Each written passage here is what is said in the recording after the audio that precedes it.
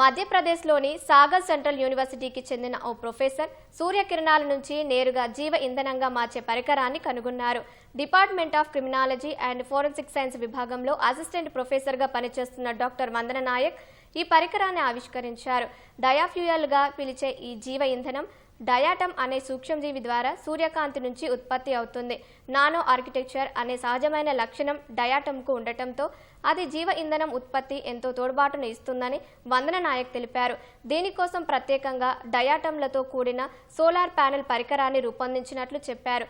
సూర్యకిరణాలు ప్యానెల్పై పడిన వెంటనే బయో ఇంధనానికి సంబంధించిన అణువులు విడుదల అవుతాయన్నారు.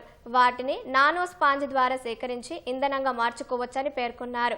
ఈ పరికరం కోసం పేటెంట్ హక్కులు పొందినట్లు వందన నాయక్ అన్నారు. శిలాజ ఇంధనాలకు ప్రత్యామ్నాయంగా డయాఫ్యూయల్ను ఉపయోగించవచ్చన్నారు. పరిశ్రమలతో పాటు అంతరిక్ష కార్యకలాపాలకు కూడా దీని వినియోగించవచ్చునని వందన నాయక్ తెలిపారు.